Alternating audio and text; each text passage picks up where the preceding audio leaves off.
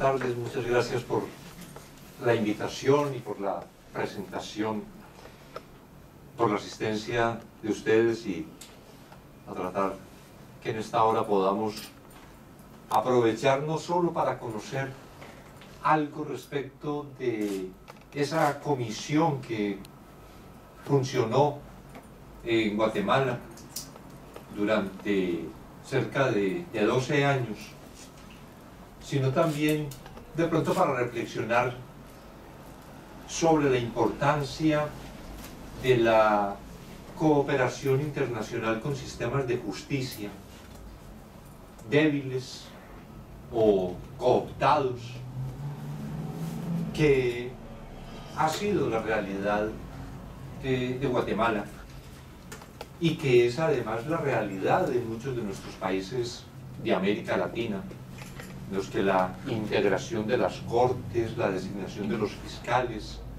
parece que fuera de funcionarios del poder, pero no para la administración de justicia, sino para garantizar la permanencia de privilegios de los poderosos que han escapado tradicionalmente a esa acción de la justicia.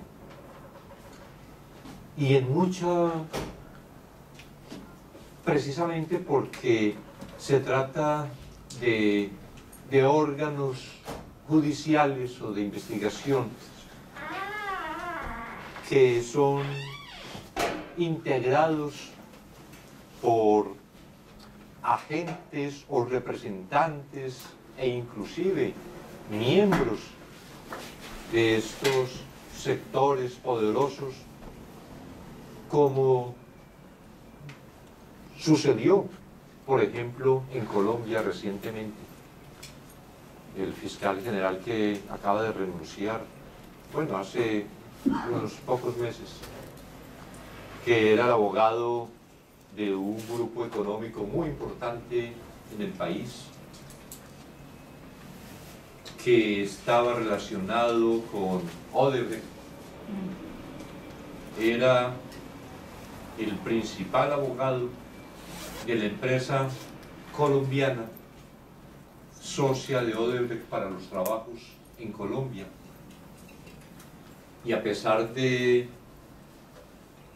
el conocimiento que tuvo como abogado de ese grupo económico, de lo que venía sucediendo con Odebrecht, porque un gran amigo de él se lo comentó, que era el auditor o contralor de los contratos de esa empresa que se llama Gran Colombiana. Nunca hizo nada cuando estuvo como fiscal y por el contrario trató de afectar las investigaciones de Odebrecht que se adelantaban y en realidad están todavía afectadas algunos responsables, pero no de la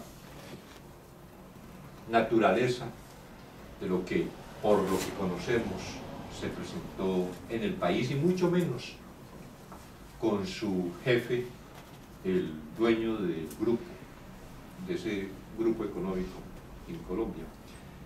Entonces, esto de la manera como se integran los órganos de justicia, cómo se llega a asumir una Fiscalía General, determina también mucho la posibilidad efectiva de la lucha contra la impunidad y contra la corrupción.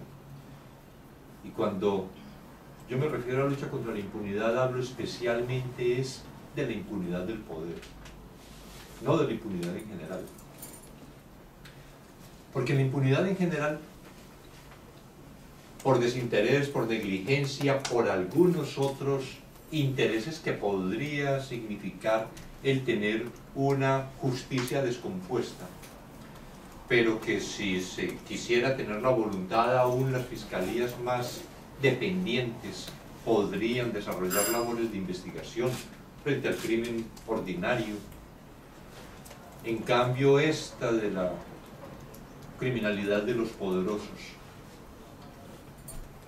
requiere una especial forma, una especial organización de ese órgano de investigación, y en un punto fundamental, que sea independiente.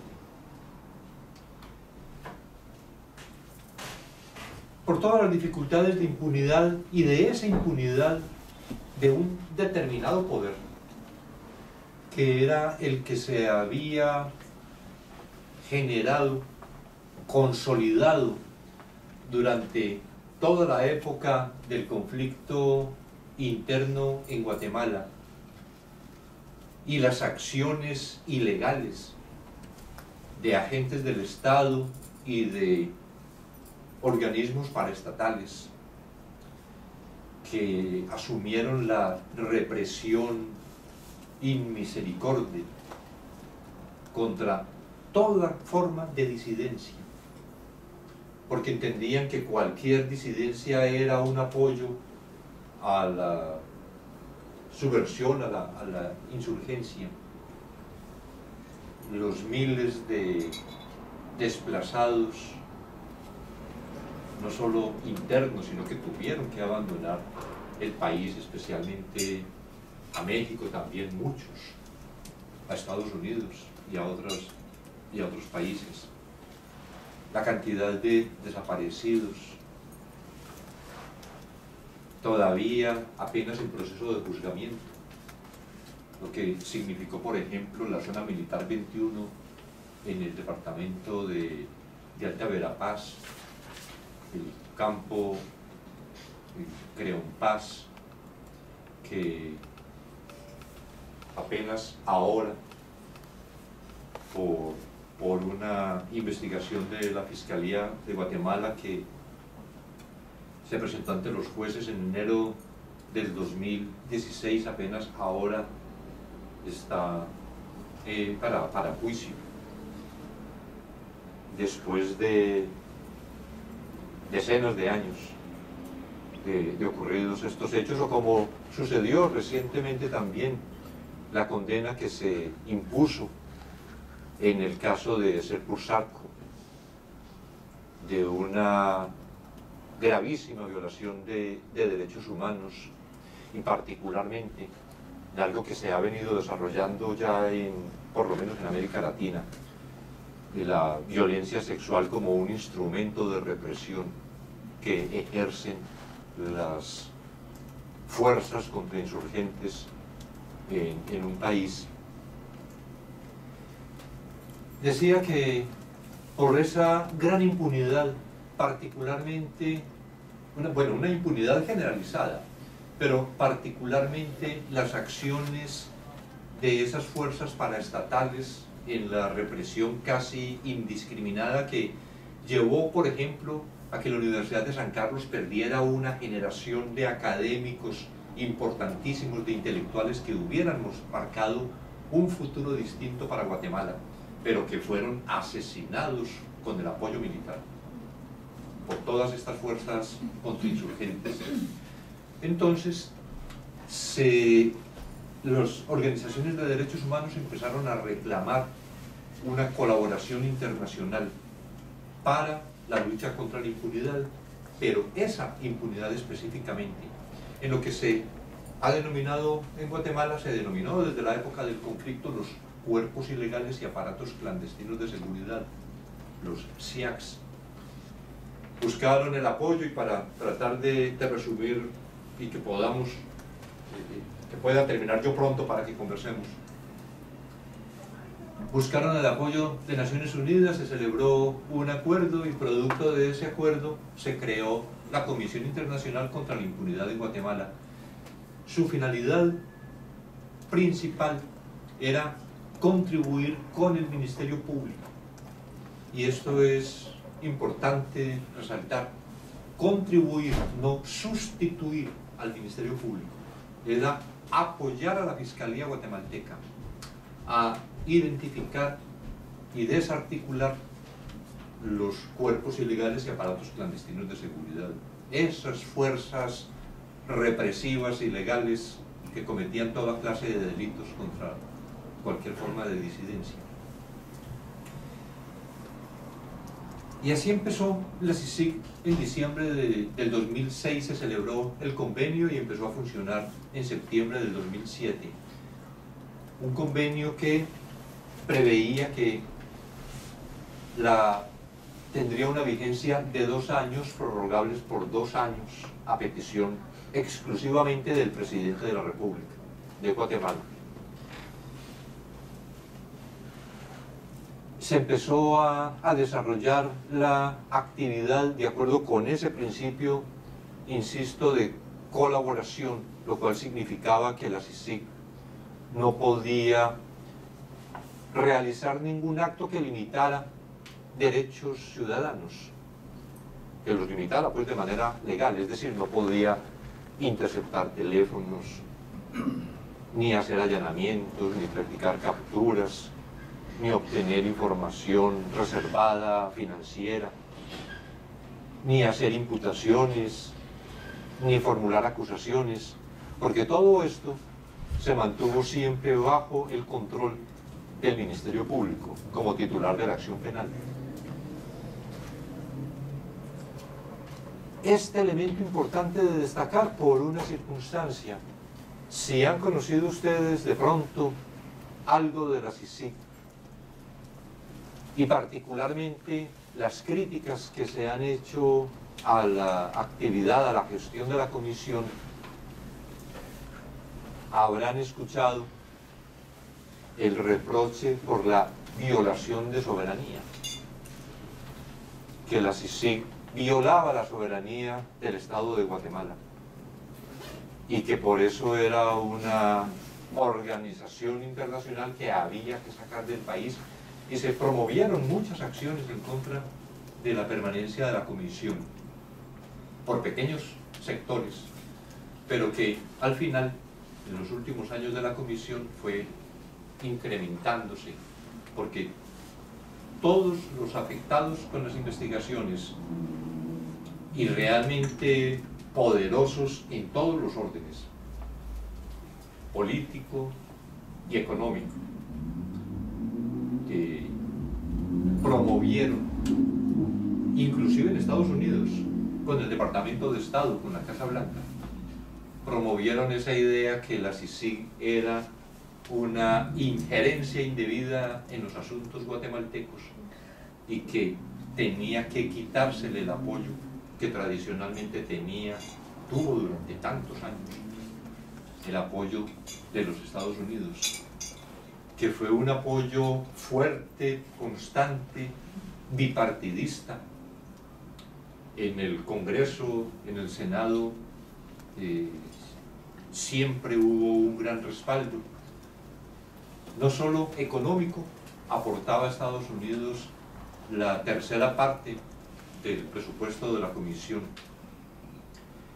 sino también político, que, dada además las circunstancias de Guatemala y lo que saben ustedes pues de la gran relación dependencia de Guatemala respecto de las políticas de los Estados Unidos, el tener el respaldo del gobierno de Estados Unidos era realmente fundamental.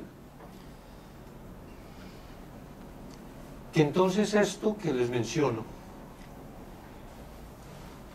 resta a esas críticas de afectación de soberanía, porque en realidad la CICIG podía colaborar de la mejor manera, desarrollar con la Fiscalía la mejor investigación, la perfecta investigación, y si el Ministerio Público no quería, esa investigación no podía presentarse ante los jueces, precisamente por esa circunstancia que la titularidad de la acción penal, de la persecución penal, ha estado siempre en cabeza de la Fiscalía guatemalteca.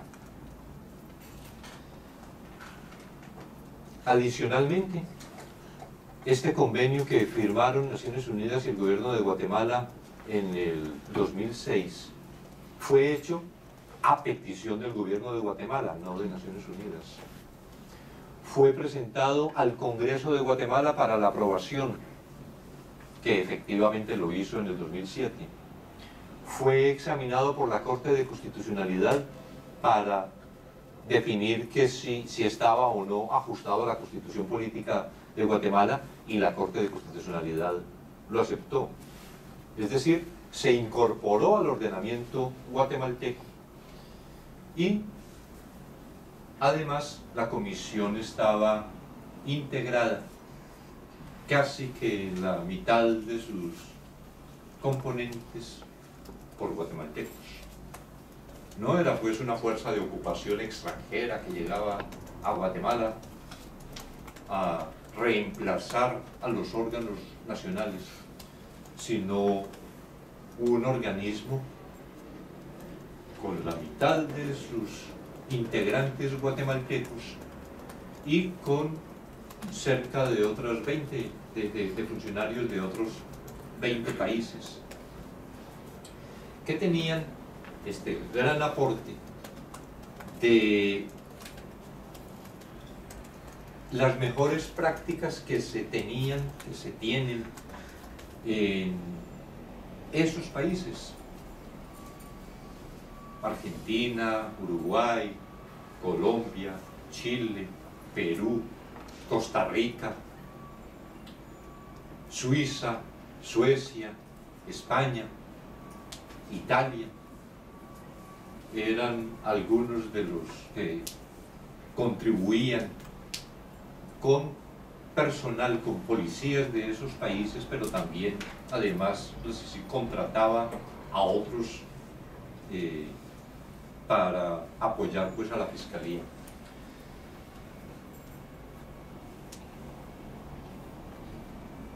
Cuando pudimos observar que esos SIACs no continuaban en el comportamiento, en sus acciones delictivas, con esos patrones de la lucha contra insurgente, sino que seguían sus integrantes, pero ya realizando actividades de otra clase, tal vez porque se acomodaron a la que se conoce en Guatemala como la era democrática. Y era democrática es porque ya no eran los militares los que elegían presidentes, sino porque la población elegía a los presidentes. Porque de democracia hay bastante que discutir, no solo de Guatemala, de muchos de nuestros países. Pero eso, de la era democrática, que entonces ya no era la misma forma de actuar de esos cuerpos ilegales y aparatos clandestinos de seguridad. Y entonces encontramos que se habían convertido en lo que denominamos redes político-económicas ilícitas, que desarrollan acciones legales e ilegales, mezclan lo legal con lo ilegal, utilizan estructuras legales para realizar acciones ilegales, se meten dentro del mercado financiero o dentro del mercado de la contratación de bienes y servicios, mantienen el control del Estado, pero tienen una aspiración fundamental de incrementar su riqueza. No solo esto de incrementar la riqueza, sino también el control, el poder político que van acumulando, sino algo fundamental para la subsistencia de esas redes: la impunidad. Y esa impunidad que se ha obtenido tradicionalmente por el control que se tiene de los órganos de justicia. La manera como después, podríamos decir que con un criterio más o menos sano o bien intencionado, tal vez, como se creó en Guatemala la forma de integrar las cortes a partir de unas denominadas comisiones de postulación, integradas por los decanos de las facultades de Derecho y el mismo número de abogados elegidos por el Colegio de Abogados y el mismo número de magistrados de la Corte Suprema, si era para elaborar las listas de magistrados de salas de apelaciones, o magistrados de salas de apelaciones si era para elaborar la lista de magistrados de Corte Suprema de Justicia, que parecía con eso que era como un sistema muy democrático de elección en el que participaban pues la academia y representada nada menos que por los decanos de las facultades de Derecho, o los usuarios del sistema de justicia, o los abogados, o los propios administradores de justicia, como los magistrados de salas o magistrados de corte. Pero rápidamente el sistema se pervirtió y constatamos, por lo menos en los últimos en las últimas 3 elecciones de corte, de qué forma, por ejemplo, respecto de las universidades, de las facultades de Derecho, en Guatemala se empezaron a fundar universidades con facultades de Derecho, sin importar si tuviera estudiantes, pero que tuviera decano, porque era un decano lo que se necesitaba para integrar la comisión de postulación. En una investigación que realizamos en el 2014, una de las fechas es por periodos de 5 años, entonces en el 2014 era un año de integración de las Cortes. Encontramos que 3 facultades de Derecho, una no tenía estudiantes, la otra tenía 20, 30 estudiantes en pregrado y otra solo tenía estudiantes de posgrado, no tenía de pregrado. Pero naturalmente tenían los decanos, que eran los que incidían en las comisiones de postulación, unidos también en alianzas que hacen con los abogados elegidos por el colegio, por todos los asociados en el Colegio de Abogados y Notarios de Guatemala, que era en las prácticas, si ustedes han visto elecciones en varios de nuestros, por lo menos en Colombia, elecciones para corporaciones públicas, la feria del voto, de la compra de votos. Aquí los abogados rifando electrodomésticos, haciendo almuerzos para atraer a los votantes. Es decir, las prácticas clientelistas en las elecciones. Y todo eso llevó a que en esas elecciones, esas integraciones de cortes en el 2014, la manera como se integraron las comisiones de postulación, pero luego como los jefes de partidos políticos asumieron la elección, determinó que 2 partidos se repartieron, pero literalmente repartidos, 13 cargos de la Corte Suprema, 6 para uno y 7 para el otro, y 256 cargos de magistrados de apelaciones, 128 para uno y 128 para el otro, y que los reunieron a todos antes de ser elegidos, a todos los magistrados aspirantes a magistrados de Corte Suprema, a los 13 que ya ellos habían designado que iban a ser los magistrados. Y luego contaría uno de ellos, de los jefes de partidos, que está procesado en Estados Unidos, reconoció haber cometido el delito de lavado de dinero. Y no sé si también, porque era vinculado con temas de narcotráfico. reconoció luego en una declaración que envió a la CICIG cuando estábamos investigando esto. Él estaba preso en Miami, que al momento de hacerse esa reunión en un hotel el día de las elecciones, el jefe del otro partido, prófugo actualmente, le tomó juramento a los 12 candidatos, a los 13 aspirantes, si le juraban lealtad, porque gracias a ellos era que iban a ser elegidos magistrados de la Corte. Y decía, y todos levantando la mano juraron lealtad a quienes los estábamos eligiendo.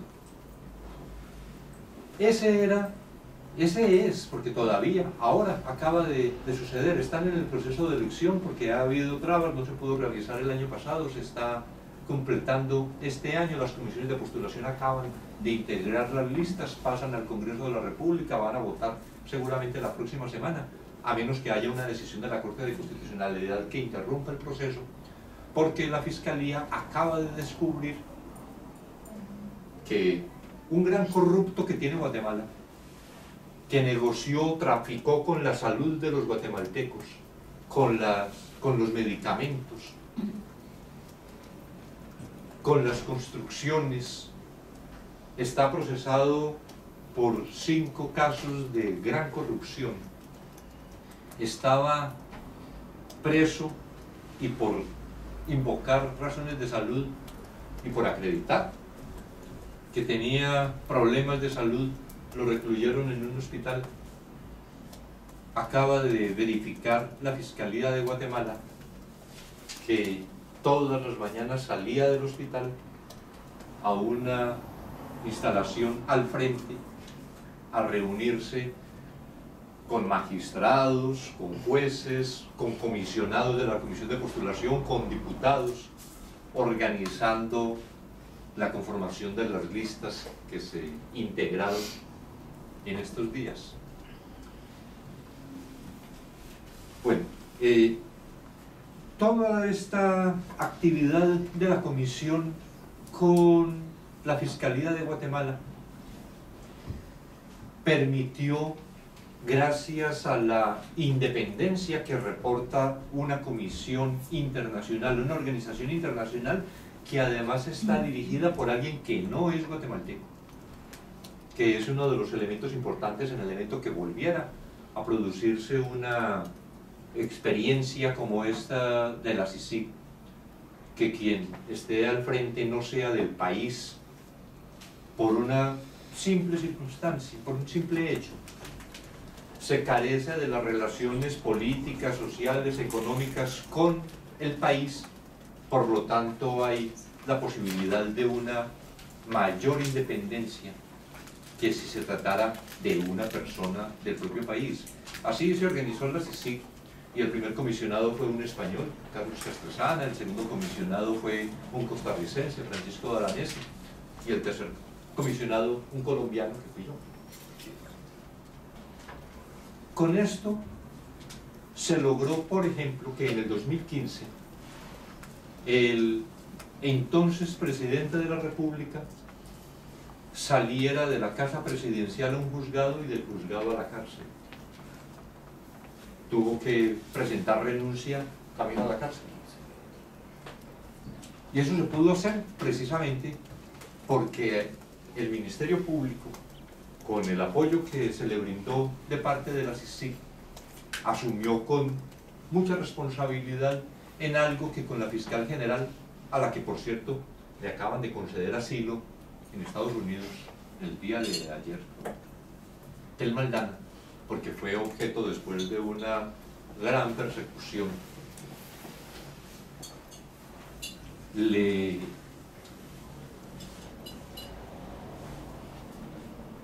la fiscal asumió, como habíamos convenido en el trabajo, que teníamos que mostrar en la práctica que nadie estaba por encima de la ley y que esto tenía que dirigirse sin consideración de la clase de personas, pero dirigido además especialmente contra esto, de los poderosos impunes permanentemente.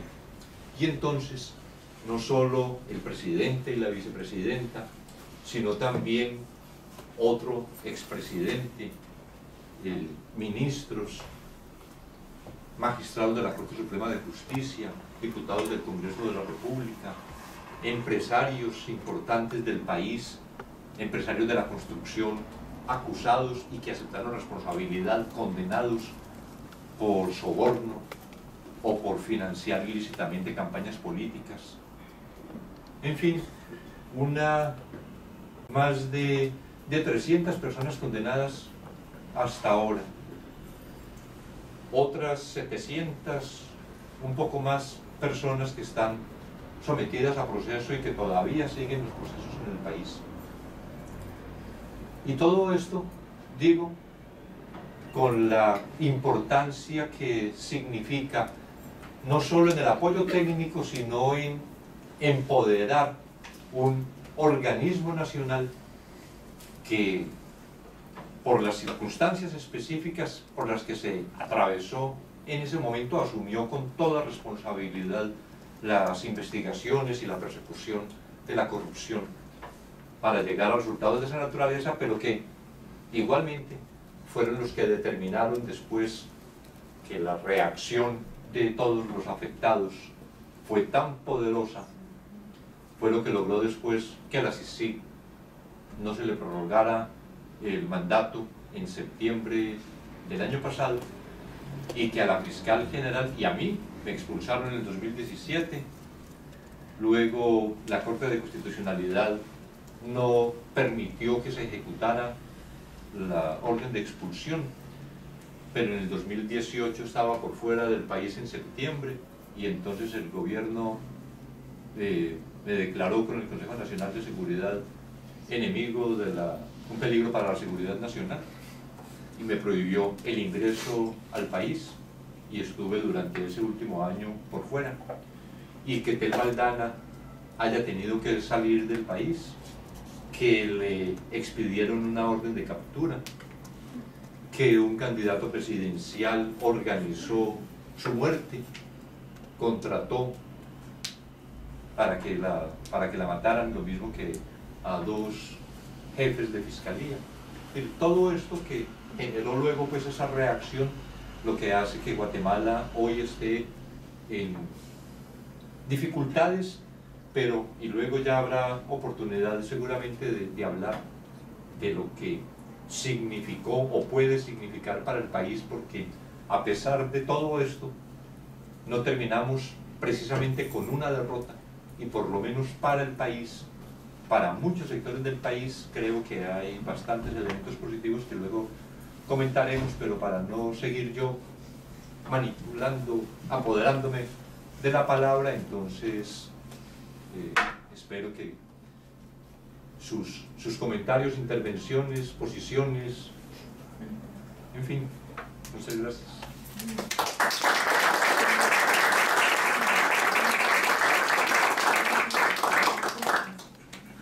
Muchas gracias. Tenemos un tiempo para preguntas, comentarios, entonces...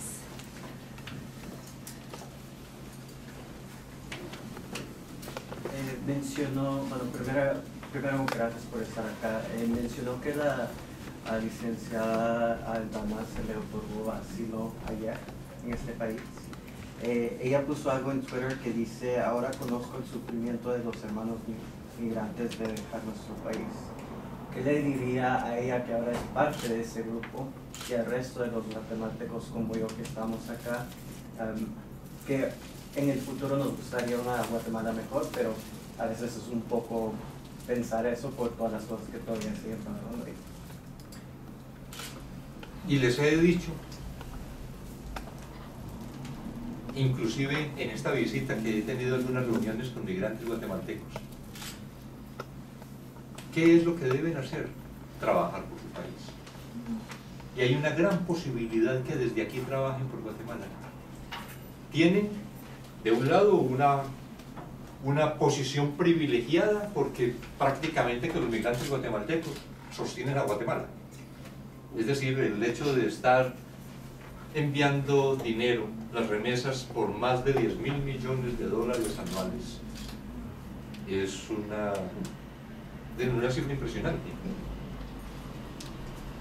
Pero además porque han conocido otra forma de vida tan diferente a las limitaciones democráticas, limitaciones en libertades, limitaciones en la posibilidad de desarrollo, que también los hace especiales en la posibilidad de, en las conversaciones con sus familiares y amigos en Guatemala, de ir mostrando que otra vida es posible. Así como con las investigaciones nosotros demostramos que efectivamente otro país era posible. Y entonces la necesidad que se organicen, que busquen, por ejemplo, en el tema electoral. Finalmente en Guatemala se aprobó el voto en el exterior. Según lo que me contaban en California, 60.000 empadronados y votaron 257. Eso es una apatía frente a un desinterés, y me parece que ese es un punto muy importante para que ustedes, guatemaltecos, podríamos decir con un mayor nivel de conciencia, puedan generar en la organización de los guatemaltecos en Estados Unidos, puedan generar una mayor participación. El Congreso de Guatemala mejoró un poquito, por lo menos frente a lo que significó ese Congreso deplorable del último cuatrienio, el que acaba de terminar el 14 de enero. La vinculación, la integración, la elección de nuevas fuerzas como personas que salieron de ese movimiento de la plaza, como personas, como movimientos políticos que se fueron creando al compás de toda esta gigantesca lucha, porque fue una lucha ciudadana también contra la corrupción. Entonces, significa que es posible incidir en los compatriotas para que incrementen esa transformación en el Congreso, pero tienen la posibilidad directa de elegir presidente. Según me dicen, hay como 800.000 guatemaltecos mayores de 18 años en Estados Unidos. 800.000 votos sacó en la primera vuelta el actual presidente. Es decir, los guatemaltecos en el exterior, si se unen y se organizan, podrían ser un factor muy determinante ya en el tema electoral en el país, un tema electoral para la transformación, y eso es precisamente lo que está haciendo también Telma Aldana, por lo que he conocido de ella, que está promoviendo la organización de guatemaltecos en Estados Unidos, y con ese propósito, cómo poder transformar el país. Yo creo que esa es una tarea muy importante, muy útil, provechosa, que podrían desarrollar ustedes aquí. No soy guatemalteco y he oído mucho de usted, y quiero decir muchas gracias por la gran labor que hizo en tratar de penetrar esas capas de corrupción que haya. A nivel de corrupción, ¿cree usted que haya otro nivel o un tipo de élite más poderoso que los políticos y los gobiernos, que creo que es lo que usted encontró? ¿Pero cree usted que haya otro tipo de poder más fuerte que eso? Sí. Es un poder que tiene que ver con una determinada clase y actuaciones de empresarios y el crimen organizado. Respecto del crimen organizado, que además se vale de la corrupción y se vale de todo el desorden y la ineficiencia del sistema de justicia. El crimen organizado y particularmente en la actividad de narcotráfico, que ha permitido no solo que narcotraficantes sean elegidos diputados, como conocen de algunos, o alguno que fue condenado en Estados Unidos y que luego fue elegido diputado, el señor Ubico, sino también en la capacidad para desarrollar acciones de narcotráfico en el país.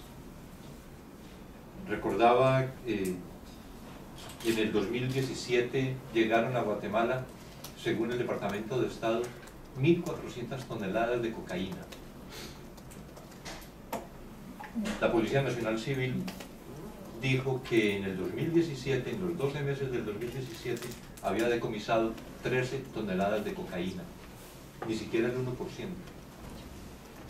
De 1.400 toneladas que llegan, decomisaron 13 toneladas. 1.383 toneladas, 87 toneladas, llegan al destino final. Esa es una fuerza realmente poderosa, pero me parece que hay todavía en lo que nosotros pudimos encontrar en esto, y que es algo que se viene desarrollando pues también ya en la teoría, la idea de la captura del Estado. Lo que nosotros podemos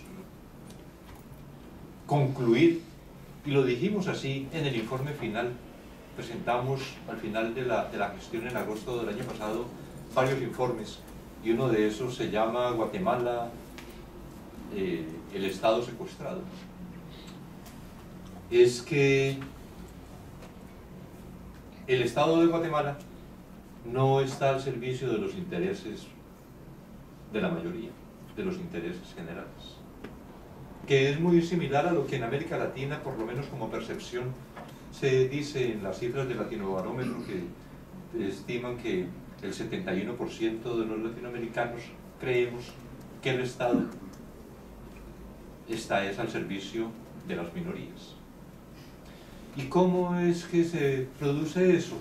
Por el control de lo público, que desde lo privado, desde intereses particulares, se asume, que permitió, por ejemplo, para mencionar solo, y siendo algunos de ustedes guatemaltecos que saben entonces la historia sin necesidad de contarla, lo que sucedió con la Ley Tigo.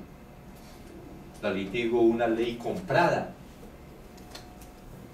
por una empresa de telecomunicaciones que pagó a la vicepresidenta y a los diputados para que esa ley fuera aprobada. O el hecho de que siempre los ministros de Finanzas y de Economía pertenecen al CACIF. Son los que nombran ministros. Eso tiene que ver con el fenómeno de captura del Estado, y que impide que el Estado pueda desarrollar efectivamente acciones en beneficio del interés general, que cuando ven amenazados sus intereses reaccionan de la manera justamente como reaccionaron en el último trimestre del 2016, porque que desarrollaron no solo campañas de lobby en Estados Unidos, como fue conocido también públicamente, tal vez a través de Nómada y de Plaza Pública, sino también de financiar campañas de desprestigio, como se hizo en el país. de si hay... Todo eso es una vinculación. Uno podría decir en qué porcentaje del mayor poder de uno frente a otro, pero que sí se vio con claridad de la ligazón de las personas detenidas en el Mariscal Zavala, las personas sometidas a proceso, los preocupados porque podían verse sometidos a proceso, con exmilitares que habían también, como en estos casos que mencionaba, que no fueron de la CICIG sino exclusivamente del Ministerio Público, pero que sentían que con un Ministerio Público empoderado corrían mayor peligro, y entonces tenían que hacer que, saliendo de la CICIG, se lograra además el debilitamiento del Ministerio Público. Todas esas fuerzas coligadas son las que impiden que el país pueda surgir, no solo democráticamente, sino también económicamente. La incidencia que tiene la corrupción en la migración, por ejemplo. La corrupción y el narcotráfico, porque el tema es de necesidades básicas, pero también de seguridad. Muchísimas gracias por su plática y todo el trabajo que hizo en Guatemala. Yo soy de Guatemala y estoy aquí estudiando mi doctorado, pero quisiera preguntarle una cosita. Usted y la CICIG y la Fiscalía conocen mejor que la mayoría de guatemaltecos el rango de casos de corrupción, ¿verdad? En este caso sobre impunidad del Estado, del poder, ¿verdad? Desde casos como La Línea, que es una organización tan compleja, a casos que son relativamente muy pequeños, ¿verdad? Y solo quisiera saber, preguntarle qué criterio utilizaba la CICIG con el MP o la Fiscalía para determinar cuál caso seguir. Bueno, tenían muchos abiertos, ¿verdad? Pero ¿cuáles eran los que eran con más énfasis? Sí, nosotros empezamos en el 2014, a principios del 2014, diseñando unas líneas de investigación. Entonces, tenemos que investigar el tema del contrabando, el despojo de tierras, especialmente de las comunidades indígenas, el tema de la salud, el tema de la corrupción judicial, el tema de la corrupción en el Congreso de la República, el de construcción de obras públicas. Entre 6 y 8 líneas de investigación. Y entonces empezamos por ejemplo, con el tema de contrabando, a revisar antecedentes. La red Moreno, el caso Moreno, que era de contrabando desde las altas jerarquías militares, generales al frente de una red fuerte de contrabando que venía desde la época del conflicto y que en 1992-93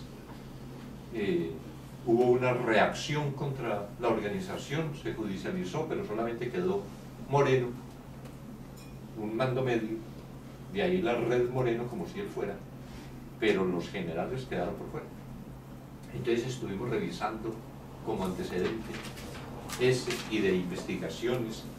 Bueno, y encontramos la punta del hilo que llevó hasta el presidente Pérez Molina. Pero con toda la actividad que desarrollamos de investigación, toda la información que se obtuvo,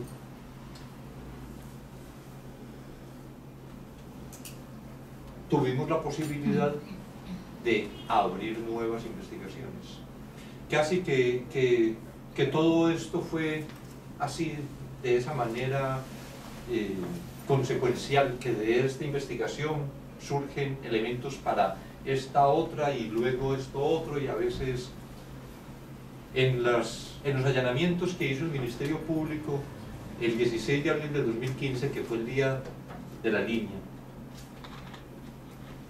obtuvimos más de 1 millón de archivos digitales que todavía no se terminaron de examinar.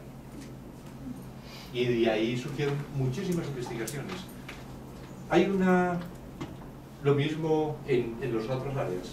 En el Ministerio de Salud empezamos con un tema de leaks, pero de ahí surgía un tema con este señor que les mencionaba, Gustavo Alejos, el gran corrupto, que con el Ministerio de Salud igualmente estaba en las negociaciones para la venta de medicamentos, pero de ahí encontramos que en la construcción de hospitales, el terremoto del 2012 fue, 16.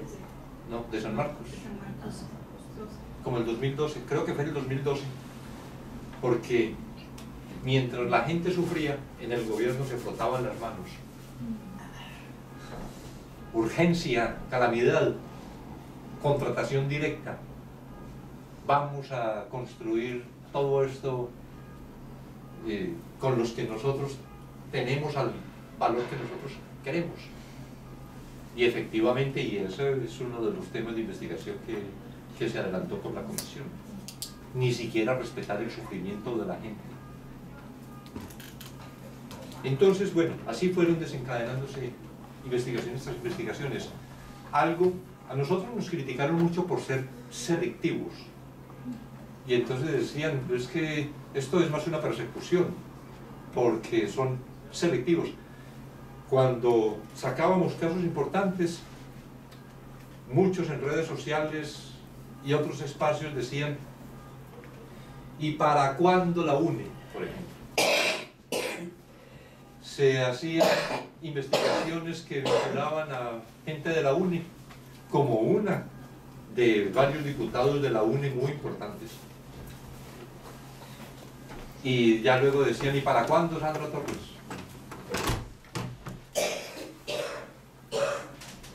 Que inclusive fue vinculada, fue detenida finalmente después del proceso electoral anterior por las investigaciones que la CICIG hizo con la Fiscalía, con el Ministerio Público. No hubo, primero, esa consideración por temas que entendíamos podían afectar en mayor medida a la población. Lo del despojo de tierras que dio lugar a las investigaciones contra los Mendoza Mata, no solo en Izabal, sino también en Petén.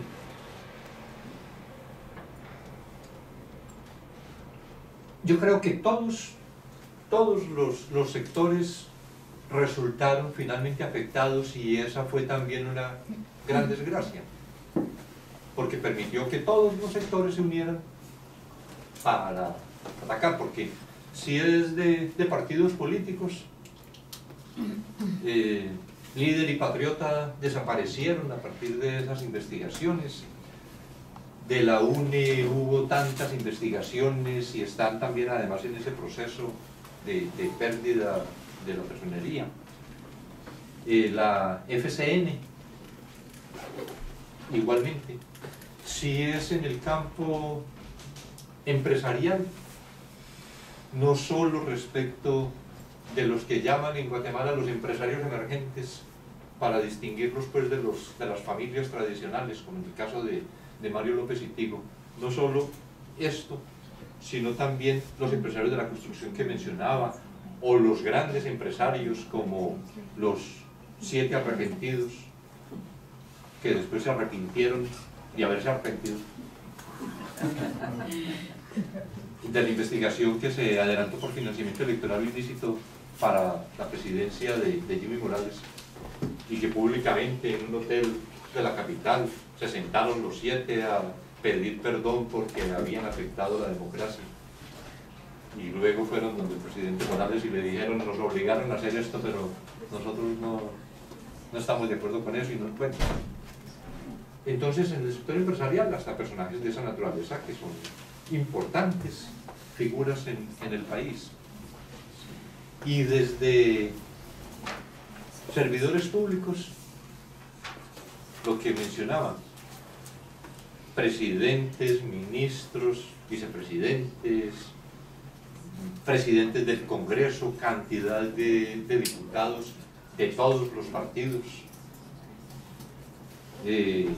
superintendentes de administración tributaria, superintendentes,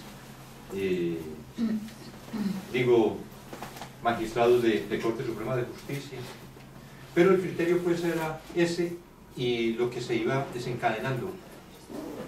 30 segundos para decir, eso fue también lo que determinó la investigación contra la familia del presidente Morales, porque estábamos investigando el caso de corrupción en el registro